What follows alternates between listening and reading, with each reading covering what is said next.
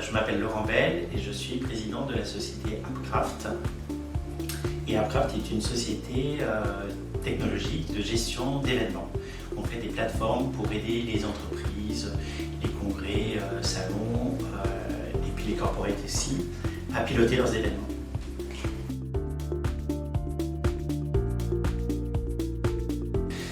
Alors Appcraft est né au départ de la gestion de la data. Donc on était assez loin de la partie événementielle, mais on s'est rendu compte qu'en fait dans l'événementiel, il y a plein de typologies de données à gérer et des contextes assez particuliers. Que ce soit la gestion des exposants, les participants, que ce soit des problématiques d'interactivité, de la gamification, enfin voilà, il y a plein de choses en fait qui sont générateurs de données et nous c'est ça qui nous plaisait, et de pouvoir agréger l'ensemble de ces informations pour avoir une vue assez globale et exhaustive de ce qui se passe sur un événement, et donc d'avoir des métriques, derrière des dashboards qui vont permettre d'analyser et de voir si effectivement l'événement est réussi ou pas. Alors, Appcraft, c'est une décomposition de App pour Application, et Craft, c'est crafting. Donc il y avait le côté un peu artisan du digital. C'était un peu cette partie-là. Et puis on a commencé au début sur des événements qui étaient full en présentiel, avant la période Covid. Et donc c'était beaucoup la proposition en fait, d'avoir des applications mobiles pour les événements.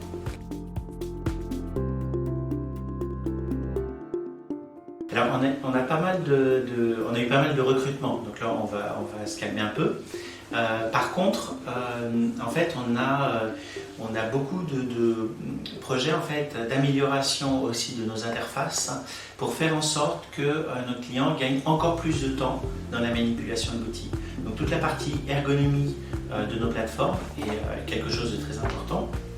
Et puis on va en parler après, mais voilà, on a également une double certification, ISO 27001 et 221. Donc la 27001 c'est pour la partie sécurité. On se rend compte qu'en fait il y a une explosion très très importante des attaques cyber. Et sur un événement c'est quelque chose qui peut être assez sensible, ces attaques cyber. Donc le but c'est vraiment d'avoir une plateforme qui soit hyper robuste, hyper sécurisée. C'est pour ça qu'on a aussi des audits de sécurité réguliers, de façon à ce qu'on puisse garantir des plateformes qui soient très très sécurisées. Ça c'est le premier point. Et l'autre partie qui est aussi très importante, Appcraft a été la première société française certifiée ISO 221. On est également dans la partie Ventec, première société à avoir fait notre bilan carbone.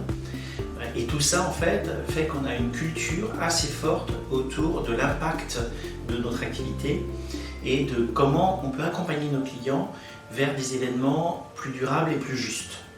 Et ça aussi, on sent que c'est une demande de plus en plus forte sur le marché.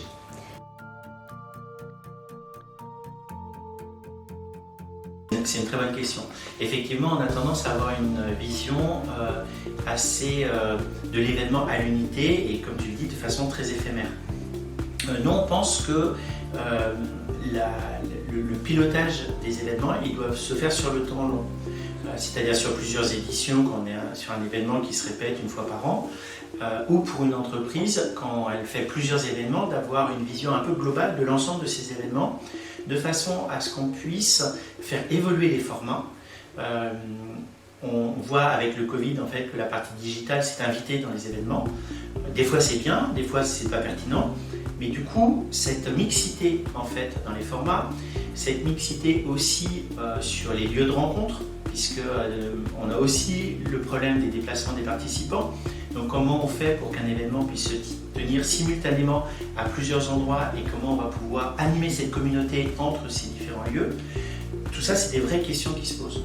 Donc là où le digital est très important, et en particulier la data, comme je l'évoquais avant, c'est que grâce à la donnée qui est acquise pendant les événements, parce que les participants vont laisser des traces, parce qu'on voit quelle est l'activité qui se passe sur un événement, on va être en capacité en fait, de mesurer l'impact de l'événement. Donc ça, on travaille beaucoup sur cette partie-là. On s'interface notamment avec des calculettes CO2 pour aller plus loin, parce que nous, on couvre un spectre assez large, mais voilà, il y a d'autres choses qu'on ne couvre pas forcément. Donc qu'il y ait cette intégration très fine, c'est quelque chose qui est bien, et surtout de l'automatiser, parce que l'enjeu, c'est beaucoup la captation de la donnée et d'avoir une donnée fiable. Donc plus on va penser l'événement dans justement son temps long et son impact sur le temps long et ses potentiels, voilà, ses nécessaires réductions de gaz à effet de serre, et bien là voilà, on a une démarche qui est beaucoup plus vertueuse. Et nos outils sont faits justement pour garder ces informations, pour garder cette data et pour mesurer en fait la progression de l'impact carbone des événements.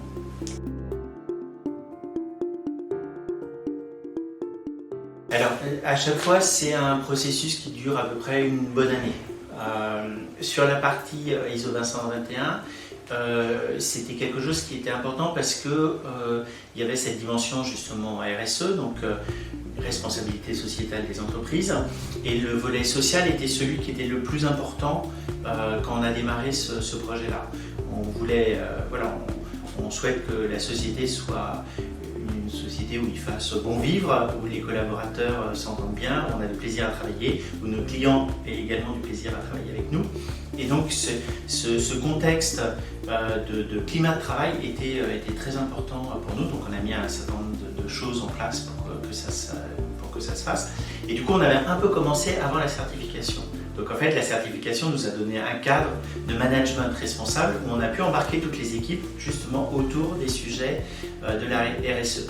Et c'est pour ça qu'une des actions a été, suite à la première année d'obtention de cette certification, de se dire ok, qu'est-ce qu'on fait en année 2 ?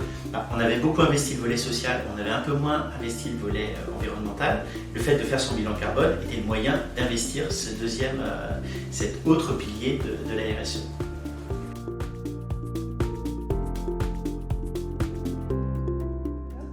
Et sur la partie sécurité, ça a aussi une vertu managériale, parce que du coup l'ISO 27001 c'est aussi un système de management autour de la sécurité, et donc c'est de sensibiliser nos collaborateurs, de sensibiliser les parties prenantes, de sensibiliser les personnes qui travaillent avec nous justement sur tous ces enjeux de sécurité, de façon à ce qu'on puisse offrir à nos clients une prestation qui soit la plus sécure possible.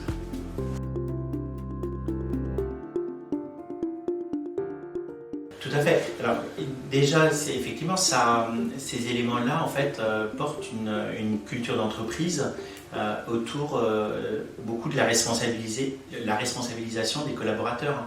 C'est-à-dire que voilà, chacun à son niveau a un impact sur ces différentes dimensions. Et donc c'est pas quelque chose qui est imposé par la direction, c'est vraiment l'affaire de tous, et encore plus sur les aspects, sur le volet environnemental. Donc voilà, il y a des actions qui sont mises en place sur de la mobilité douce, sur prendre en charge voilà, les investissements sur des vélos électriques, ce genre de choses. Tout ça pour que, voilà, encore une fois, pour qu'on ait plaisir à travailler. Et je pense que pour les clients, c'est aussi important sur un secteur en fait où les charges de travail sont quand même assez importantes, d'avoir toute une équipe en fait qui est bien dans ses baskets et qui a plaisir à travailler sur les différents projets qui peuvent nous être confiés.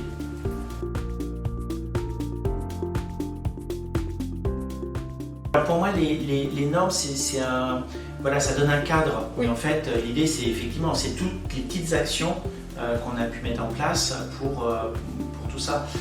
Typiquement, quand on a décidé de migrer nos serveurs de chez AWS chez OVH, c'était une action assez significative. D'abord, en termes de souveraineté numérique, ça nous permettait d'héberger les données en France et de ne pas être lié du coup à des contrats américains. Même si les données ont été stockées en France, il y avait quand même ce problème-là. Et puis OVH également, un partenaire qui est très engagé aussi sur ces questions environnementales, avec du refroidissement à eau, avec des serveurs qui vont durer beaucoup plus longtemps, etc. Donc en fait, c'est, on va dire, je pense, plus d'une centaine d'actions en fait, qui ne sont pas forcément révolutionnaires chacune, mais voilà, mis bout à bout, ça finit par faire quelque chose de très cohérent.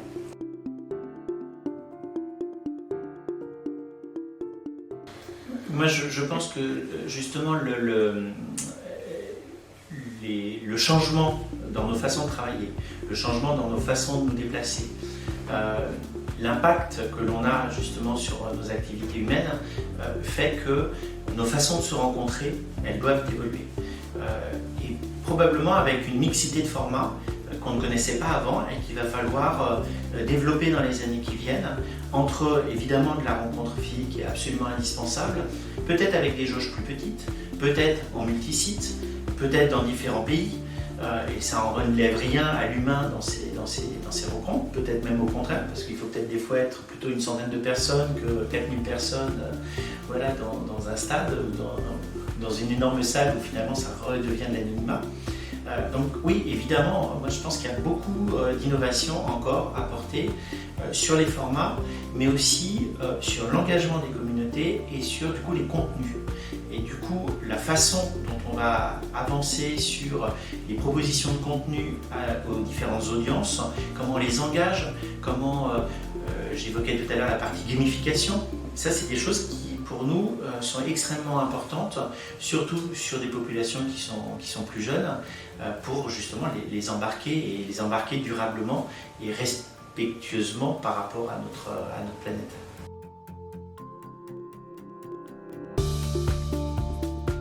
Alors, je pense que dans le secteur événementiel, la confiance dans l'engagement est assez primordiale.